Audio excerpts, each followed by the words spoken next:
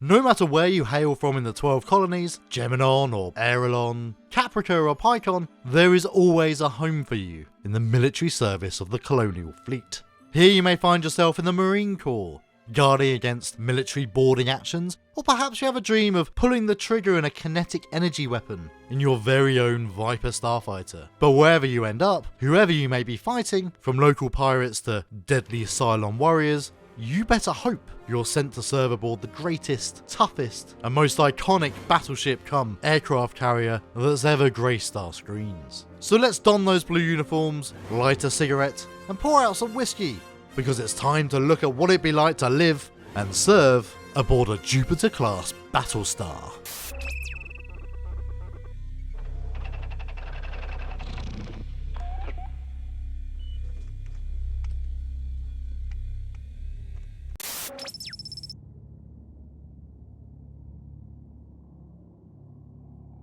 Forged in the fires of the Cylon War, the Jupiter-class Battlestar was developed by the Colonial Fleet specifically to counter the aggressive tactics of the Cylon Rebellion. In this role, the Jupiter-class gained renown for its durability and combat prowess, often forming the central core of the Colonial Fleet's Battlestar groups, combat units made up of a single Battlestar and its escort vessels, with each group designed to operate independently on both offensive and defensive operations during the war. Modelled broadly on the Artemis-class Battlestar, the Jupiter-class improved on this early design with a significant improvement in both aggressive and defensive systems, with an emphasis on point defence to eliminate incoming ordnance, something the Cylons had previously used to devastate colonial battle groups early in the war. Likewise, Jupiter-class Battlestars improved on earlier designs by incorporating its FTL system internally, while its four main engines and external thrusters provided the Battlestar with a surprising amount of manoeuvrability. Its ability to move into aggressive and defensive posture being a vital part of Battlestar strategy. With 24 gun batteries across the dorsal and ventral hulls, the Jupiter-class Battlestar quickly became one of the heaviest hitters in the Colonial Fleet, capable of slamming explosive shells directly into the enemy, or alternatively fire flak shells to further protect against enemy combatants and ordnance fire. Speaking of ordnance, 12 internal missile tubes also provided the Jupiter classes with enough explosive and nuclear ordnance to obliterate all but the largest of stationary targets, including surface facilities and even cities should they become viable targets. Release of nuclear weapons. It's now authorized. Sir. Built to last, the Jupiter class was designed from the ground up to be an absolute powerhouse of steel and titanium. From the reinforced exterior armour of the ship to the solid central structure, all the way down to the A-framed walls of the Battlestar's internal corridors, the Jupiter class could stand up to some serious punishment before risk of compromise. Not that stand-up fights were exactly what the Battlestars were designed for. Indeed, the Battlestar's primary duty was to serve as a carrier for the Colonial Fleet's attack and support starfighters, most famously of all, the Viper and Raptor squadrons. Serving as the hammer to the Battlestar's anvil, the multi-mission Viper attack craft were designed to be launched directly from the Battlestar's port and starboard launch pods, sent directly into the combat arena by way of a magnetic catapult, not dissimilar to a railgun. From here, Viper pilots may lead the charge against the enemy, striking targets far beyond the range of the Battlestar's own gun batteries in a range of atmospheres. This is the Viper Mark II. It's as maneuverable as a jackrabbit and can flip end for end in 0.35 seconds. You have never flown anything remotely like it, so don't think that you have. Armed with twin mass accelerator cannons and capable of spinning on a dime, even the oldest Viper models were capable of squaring up against otherwise superior fighters, mainly due to their versatility, their every action an extension of the individual pilot's skill.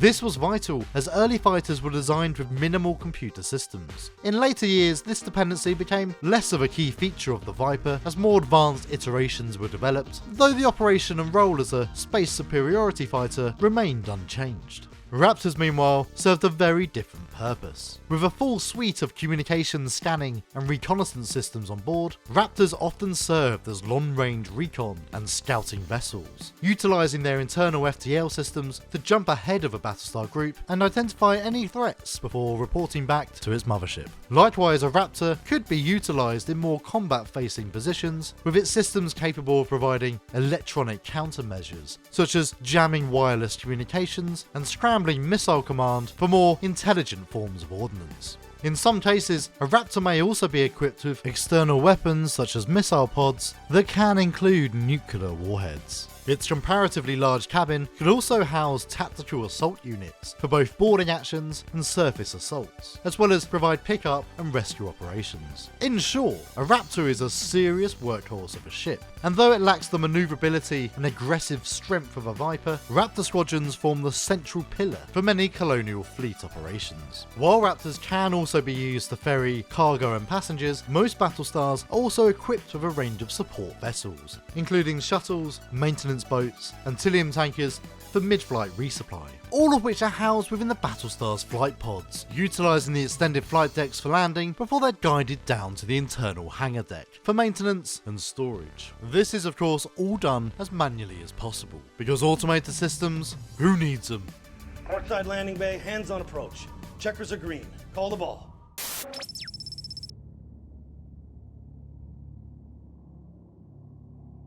As a direct result of the Cylon's ability to hack and interface with advanced systems, the Colonial Fleet was forced to look backwards in order to survive. For the Jupiter-class Battlestars, this meant explicitly segregating every computer system, removing all but the most basic of system functions, forcing human crew to manually move data, crunch numbers, and flip switches under the verbal command of their officer. So ingrained was this hatred of interlinked network systems that on ships such as the Galactica, even after the Civil War reached its conclusion, advanced computer systems remained forbidden long after the ship's planned retirement. But while the concept of a central computer system was alien to the Jupiter-class Battlestars, a number of critical ship systems remain under computer control. Notably, the Battlestar's navigation computer, or NavCon, that tracks the Battlestar's movement and position in real space, aided by the manual input and monitoring via those serving on board. A vital component to the system is the DRADIS system.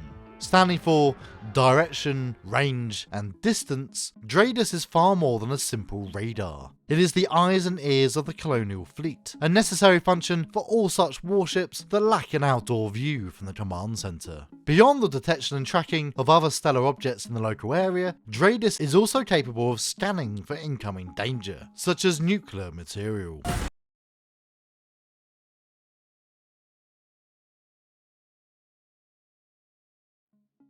Unfortunately, radiation, EM interference, and the presence of stellar anomalies can interfere with the DRADIS results, as can the strategic use of drone systems that can approximate the shape and size of other spacecraft, faking signals that can, in the heat of battle, be the difference between victory and defeat, if not supported by backup systems or more foolproof techniques.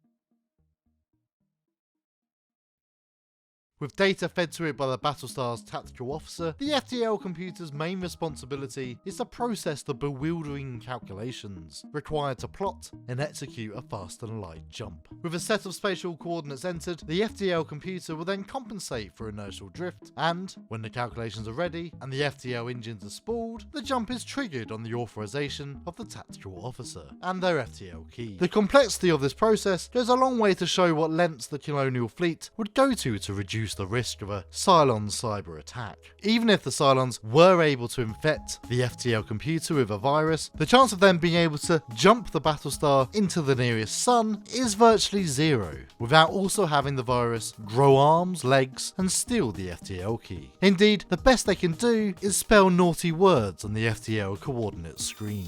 The same goes for all systems, though arguably some are more dangerous than others. You certainly wouldn't want the Cylons being in control of, I don't know, the life support and environment controls. So good thing no one's got that linked up to anything important.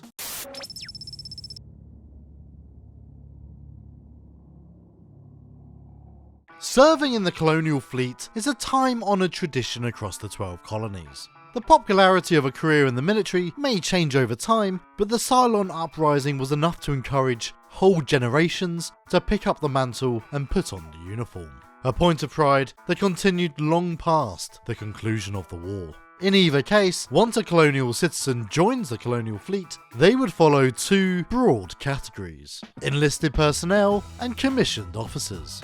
Enlisted crew are truly the backbone of any active Battlestar. They are the mechanics, maintaining the Vipers, the Black Thumbs, manufacturing the munitions, to then be loaded and sometimes fired by yet more enlisted crew. They are the cleaners, the armed guards, the administration clerks, and the chicken soup machine repairmen. And any ship in the service would be crippled without them. While they may lack any advanced qualifications, the experience and hands-on knowledge your average specialist holds far exceeds anything you could be taught at an academy. And indeed, some of the finest mechanics are able to simply feel out where issues might exist in malfunctioning equipment, a skill no textbook can ever truly teach. Enlisted personnel are divided into divisions in their respective area, commanded by a petty or chief petty officer. These non-commissioned officers are often highly respected members of the crew, selected for seniority due to their proven leadership performance and experience. A good chief will be easily spotted by not only an efficient and hard-working crew, but an incredibly loyal one, a fact that should never be overlooked by a division officer, often a lower-level pilot or flight officer who is ultimately responsible for the division, and as such is often at loggerheads with any petty officer worth their salt. I knew it. How did I miss that? Maybe if your knuckle dragger spent more time on maintenance, less time fracking around. This knuckle dragger just saved your ass, sir.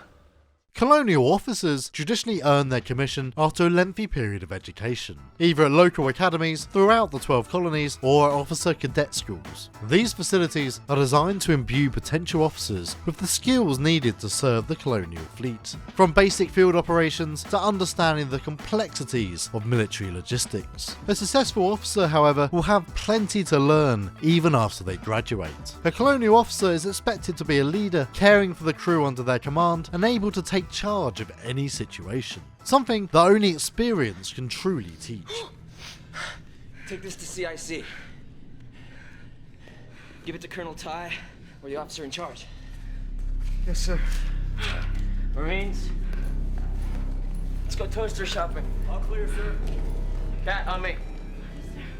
Most officers on board an active Battlestar are considered flight officers. Easily identified by their dark blue uniforms, flight officers rank from ensign to admiral, their seniority indicated by the coloured piping and rank insignia. Where deckhands and enlisted crew may be seen as the doers, officers should be considered the thinkers, with the Battlestar's Combat Information Centre, or CIC, the nerve centre of any colonial battleship and the central hub for all such officers. Here, work shifts are divided into watches, each lasting approximately 4 hours, of which most crew will work 2 watches per day, supervised by a designated officer of the watch. These officers will be in effective command of the CIC, and therefore the Battlestar, until they're relieved by the next officer, or the ship's commanding officer takes over. But never let it be said that the Colonial Fleet doesn't offer its crew advancement opportunities, because every officer on board the Galactica is expected to stand watch at some point in their career, and indeed must do so in order to qualify to any higher ranks on board. Most advancement opportunities require officers to complete exams, many of which can be completed while on board the ship. However, more advanced training will require officers to attend dedicated war colleges, where the cream of the crop may further advance their careers and learn more grand-scale military strategy. While the Colonial Fleet presents itself as equal opportunities, such training and education can be expensive, and it's not uncommon for a certain degree of nepotism to creep into the ranks, with some officer candidates pushed through not necessarily just due to their skill, but for their family name. Shaw. Does that mean your mother was... Forum Delegate Marta Shaw. Cue drum roll, thank you. Well, she'd be proud of you. Where Nepo babies tend to fall down, however, is in the cockpit. Officers wishing to become pilots must earn their wings via intensive flight training schools, first completing basic training courses planetside before advancing into more specialised fields such as Viper or Raptor combat training. Unlike other military commissions, pilot candidates are under intensive scrutiny by their flight instructors, who have the final say whether a pilot passes or fails their practical training, with only the best and brightest expected to earn their wings and become qualified pilots. Depending on the mood of the instructor, they may also earn themselves a brand new nickname too. Costanza, right? Yes, God, sir. Not anymore. From now on, your name is Hot Dog, and when God speaks, Hot Dog, you listen. Sadly, training can be dangerous, and it's not unheard of for the careers of potential pilots to be cut short, though they are treated with all the honour and dignity befitting a defender of the colonies. To reduce the needless loss of trainees, and because it isn't always possible to fly combat missions for training's sake, most Colonial Fleet facilities are equipped with a range of flight simulators, allowing pilots to hone their skills and try out new and unusual approaches to combat within the safety of a holographic battleground. When stationed on a Battlestar, pilots and their spacecraft form a collective air group, named after their home Battlestar. Within this air group, squadrons are assembled by their ship type and role. So, a squadron of Vipers will be assembled separately to a squadron of Raptors, each with squadron leaders and flight leaders reporting to an overall commander air group, also known as a CAG. This highly honoured position is awarded to the most senior ranking pilot, who reports directly to the Battlestar's commanding officer, who often tell the CAG what they want to happen, with the CAG then responsible for working out how to do it. The CAG will then present their mission plans to the CO and XO, who have the final say on whether or not to proceed with their plans before briefing the pilots. Since the Jupiter-class Battlestar is as much a carrier as a battleship, pilots and their fighter groups should be considered the lifeblood of any active ship. Within their dedicated squadrons, pilots will have certain responsibilities that make up their working day. First and foremost is the Combat Air Patrol. Often made up of 2 Vipers, a CAP is a defensive escort formation that patrols a region of space occupied by a Battlestar and its escort vessels, and serves to act as the first response to any incoming Drader's contact, identifying and engaging vessels where needed. Apollo, 738 Cam 004. Close with enemy and destroy. Acknowledge. We're on a Galactica. Jump right in front of us. His mistake.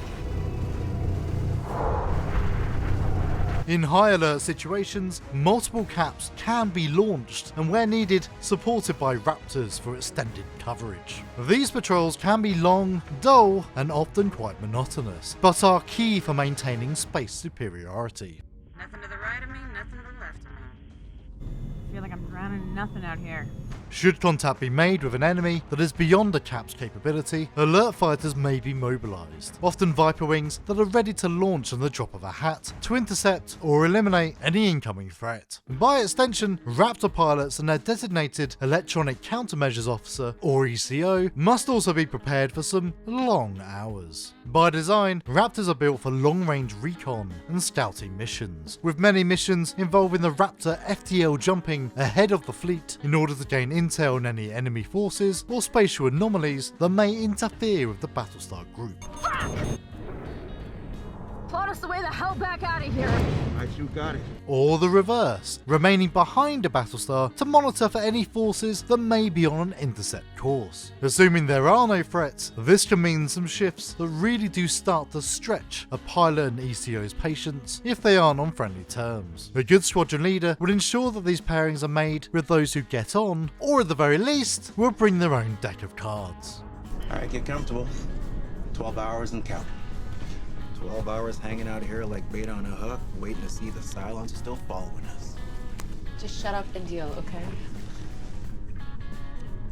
When not actively flying their planes, pilots and ECOs are encouraged to work with a Battlestar's deckhands, participating in ship maintenance, and are ultimately responsible for a Viper or Raptor being patched, repaired, and kept in good order for ongoing service with the fleet. Though naturally, most heavy maintenance jobs will still be conducted by the deck's pit crew. All pilots, regardless of which ship they fly, are expected to maintain good levels of fitness throughout their time on duty, but Viper pilots in particular must keep their bodies in extraordinary shape. By flying what is essentially a couple of guns strapped to an engine, the gravitational forces in play can roll even the fittest of pyramid players' stomachs. Combat, you gotta pull 6-7 Gs. Doc says your knee won't take it. Well, then he's wrong. Is he? A Viper thruster pedal requires this much force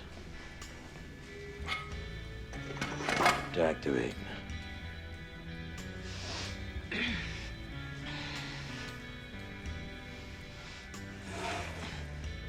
Now you're on your attack run. They launch their missiles. So you gotta jam that pedal into the firewall and hold the 6G turn. For 10 seconds or you die. 10, 9, 8, 7, 6, 5, 4. But no matter what difficulties pilots must endure, they are held aloft by many generations of honourable service throughout the history of the 12 colonies that has seen the sacrifice of countless pilots in defence of humanity. And as such, many traditions have developed, some specific to their home base, others far more wide-reaching. One such tradition was that of a pilot's 1000th landing, which would be celebrated with, well, lots of spinning around and drinking, naturally.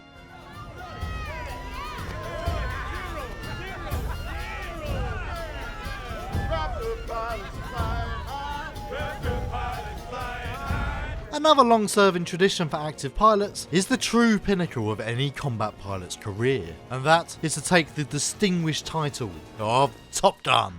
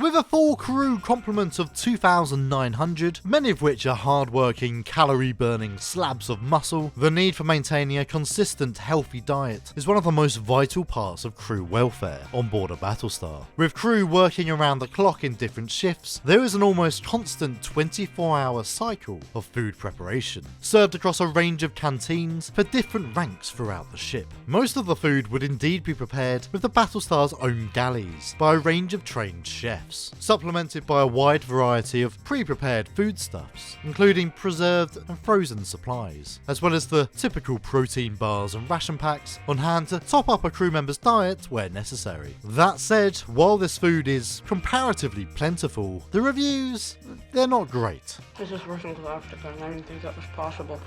Senior officers are, however, treated to some of the finer foodstuffs, with Caprica noodles being a particular specialty served to the commanding officers on the Battlestar Galactica. For special occasions, this can be stretched as far as a 5-star dinner, put on for only the most special of guests. Yeah, very good. My compliments to the chef. Now, food is one thing, but water is quite another. While calories must be introduced to the Battlestar's system at regular intervals, the Battlestar's water recycling system is virtually flawless. Galactica's water recycling system is close to 100% effective. For all intents and purposes, there's not one drop of water that's wasted aboard.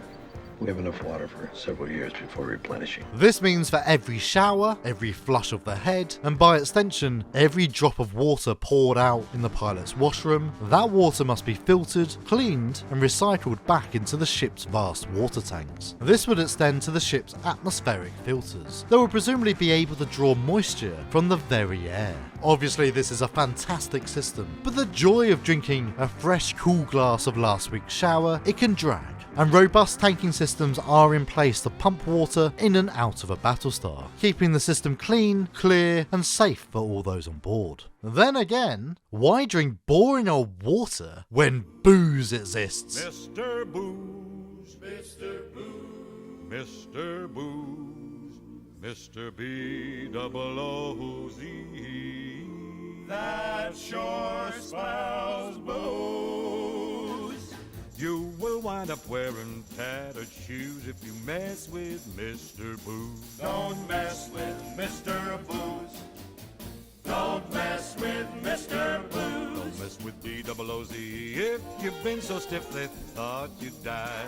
Yeah, spirits are in plentiful supply aboard Colonial Fleet ships, with bottles of whiskey presumably handed out in place of emergency rations in some areas of the ship. But whether you prefer the darker spirits such as whiskey or brandy, or perhaps stick to the vodkas of the world, there is no denying that truly the best spirit out there is the mysterious green glowing spirit that is ambrosia. Legend has it that ambrosia was the food of the gods, made from nectar and imbuing its user with immortality. In truth, it's not quite so powerful as that. Ambrosia is good with a chaser. And if you have enough ambrosia,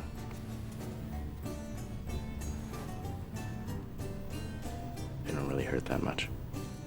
It is, however, considered a luxury, and one that should be savoured should crew ever get their hands on it, just so long as it doesn't impact on your duties. Who's to blame? Who's to blame? What's his name? We know his name. His name is Mr. Booze. Mr. Booze, Mr. B-double-O-Z. Don't ever choose any game you play with him, you lose. So don't mess with Mr. Booze.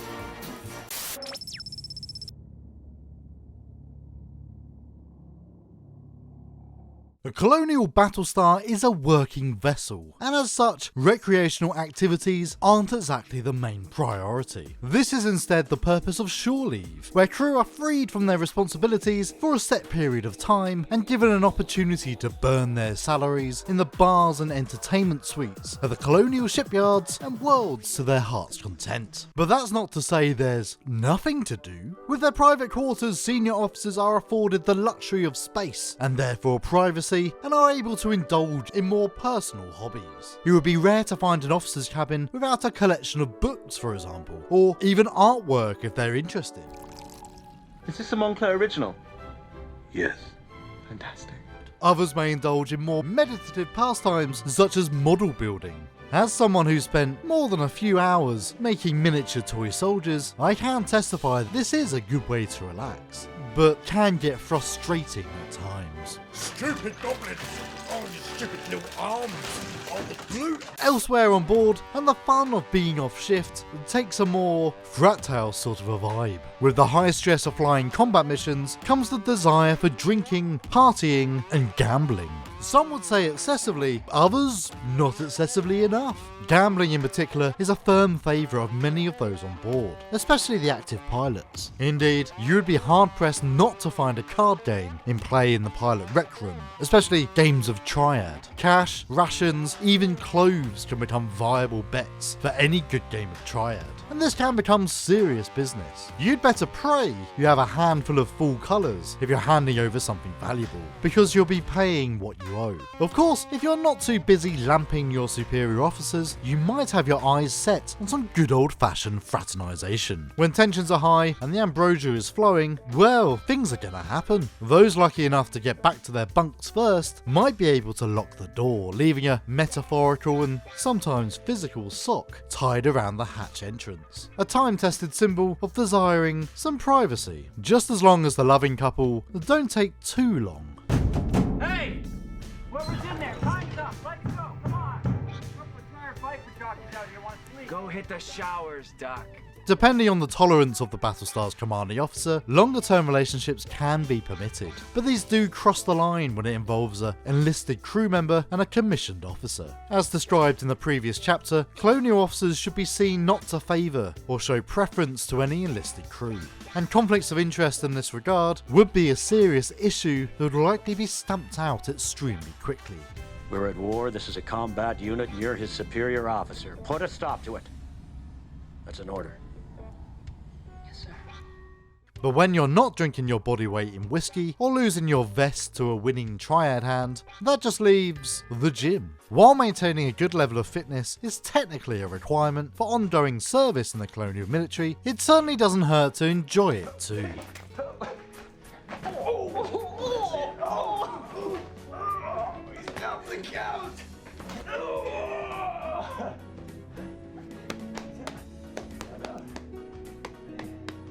Crew are encouraged to keep up with their exercise regimes in their spare time, even going so far as to put on contests for competitive sports, with boxing a particular favourite amongst military officers at every level, though some will take it more seriously than others. Thought we were just sparring. That's why you don't win.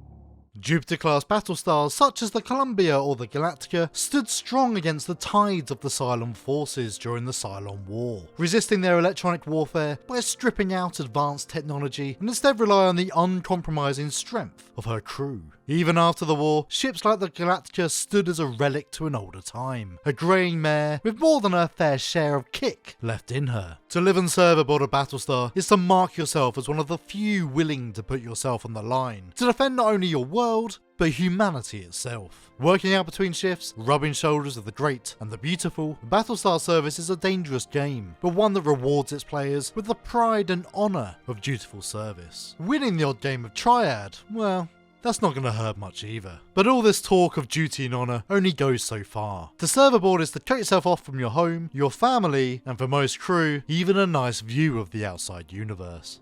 My dad went crazy when I enlisted. He thought the military was a joke. Refuge for emotional cripples and patriotic fools. But you signed up anyway. I guess I just wanted to believe in something. If you long for adventure, this is probably not the life for you. You are signing on to a life of discipline, of dedication, and, for those most willing, career progression that can continue as far as your ambition or your family inheritance might take you. Let's face it, if you wanted that sort of life, you'd be in the Navy already. Though admittedly, we haven't got any whiz-bang Viper starfighters yet. As the Jupiter-class Battlestars are slowly dismantled and decommissioned, it is to the new classes of Battlestar that humanity must turn to. But the people of the 12 Colonies will never forget the distinguished service and grim-faced determinism that embodies the Galactica and her sister ships. More than just a class of ship, the Jupiter-class is a testament to humanity's ongoing resilience in the face of overwhelming odds. But it wouldn't have been possible without the brave men and women of the Colonial Fleet, manning her guns, flying her Vipers, and mopping her floors. So forget the ship for a second and raise a glass of ambrosia to the deckhands, the non-coms, the pilots, and the executive officers of the Battlestars for their many years of service. They shall always be remembered. So say we all. Oh, that felt good. A bumper episode on one of the most beloved spaceships in modern sci-fi history. And one I happen to know you've been thinking about having a rewatch of. Go on, treat yourself. But watch this space because there's plenty more Battlestar Galactica coming your way very soon. Until then, see ya!